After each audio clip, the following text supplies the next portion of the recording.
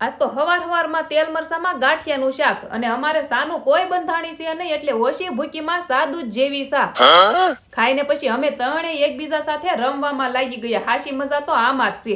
રમવાનું પૂરું કરી મેં મારા હેર વોશ કરી નાખ્યા. તમે પાછા કહો કે હેર વોશ કર્યા તો ક્યાંક બહાર જવું છે.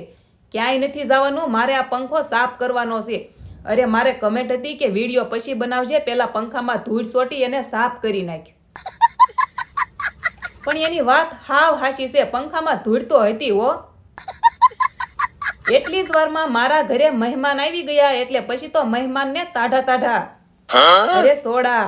પછી આ બેયને એના નામ પણ ન પૂછ્યા અને પેલા રીલ બનાવી નાખી. બોલો, આ લોકો મને ખાસ મળવા માટે, ફોટો પાડવા અને રીલ બનાવવા માટે આવ્યા હતા. હું ફેમસ રહીને એટલે. પછી એ લોકોને ટાટા બાય બાય કરી દીધા અને ફેમિલી હું એમ કહેતી હતી કે આજ કમેન્ટમાં પંખો